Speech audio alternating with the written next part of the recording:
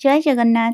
चलतु मु केमती गोटे परफेक्ट दहीबरा आउ पूरा टेस्ट सहित केमिति करिछि बहुत सारा आपण मान तो शेयर करी पूरा सिक्रेट अच्छी तार मु आपन को शेयर करुच्ची। फास्ट बिरी नहीं गली गोटे किलो ता सहित मेन होची 100 ग्राम रे मु अरुआ चाउल नहीं अरुआ चाउल नहीं कि राति सारा भिजई देइथिली तापरे सकाळ उठिकी ताको पूरा बढ़िया से गोटे पेस्ट ग्राइंडिंग करदेली।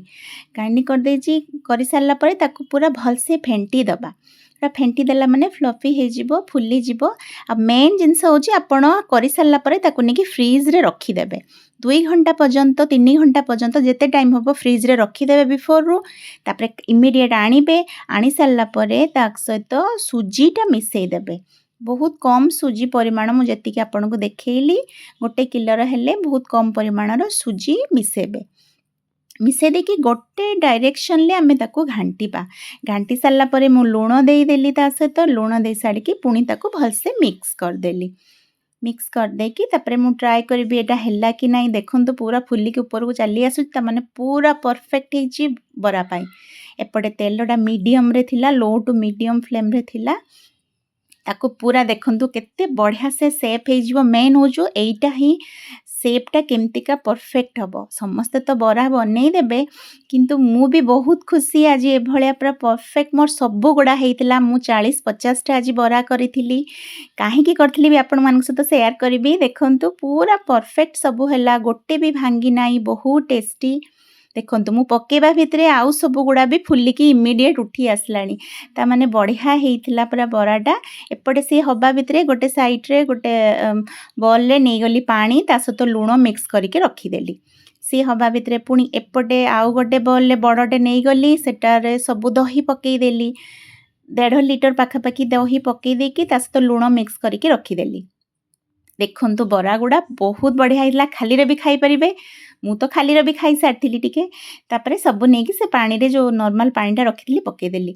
पके सारला परे एपटे पुणी आउ सब बरा को देई देली से दबा भितरे ये सब भी उठी जाउ थाए।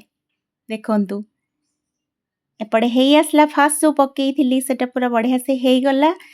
तापरे एटारे जो करिथिली दही गुडा ताकू मु से बरा को पानी रो बाहर कर देली चिपुडी की गोटे साइड रे रखी देली।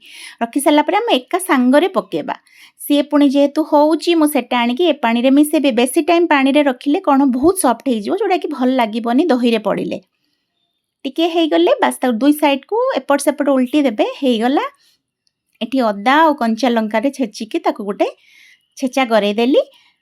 एपटे हेई आसलानी जो दही रे मु मिक्स एबे करिबी ता सहित बीट लूण पकई देली ब्लैक सॉल्टा टिके चीनी भी पकई देली 2-3 चामच।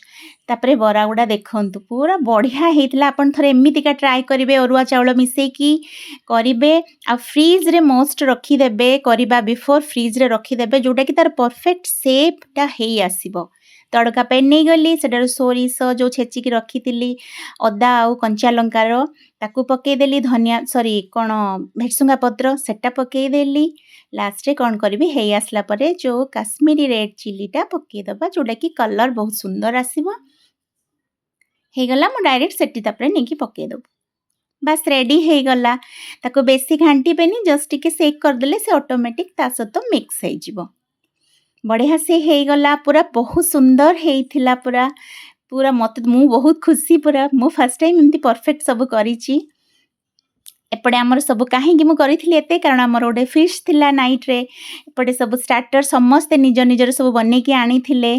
देखंतु सलाड स्टार्टर रे बेबीकॉर्न पकोड़ा थिला कॉर्न रो सूप थिला आमर पनीर थिला खीरी समस्ते आमे सब ए भाउजन को से पनीर बनई तेणु मु कहली चलो टिके पोज दे दियो से भी पूरा पोज दे देले से पनीर करके आनी थिले। पिला माने हमरो बहुत खुशी रे पूरा खाउ थांती फर्स्ट रे तापरे पुणी नाइट रे डिनर कलु भाई माने सब खाइले। खाई सारी की आमे पूरा फोटो फोटो नेलु पूरा भल से पूरा एंजॉय पिला माने हमर सब सब एंजॉय कलु। देखंतु पिला एते खुशी देखुचंदी मामा वीडियो करछु तो इमीडिएट आसी पोज दबारे पूरा रेडी समस्ते दे देले।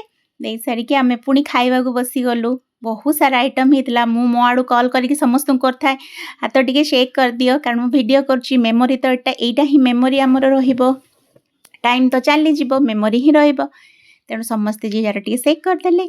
पिला माने सब डांस करले तापरे बस देखंतु डांस करले एंजॉय करिकी आमे फेरिलु ତ ଭଲ ଲାଗିଥିଲେ ଭିଡ଼ିଓଟିକୁ ଲାଇକ୍ ସବସ୍କ୍ରାଇବ୍ କରିଦେବେ। ବହୁତ ସାରା ଧନ୍ୟବାଦ। Thank you.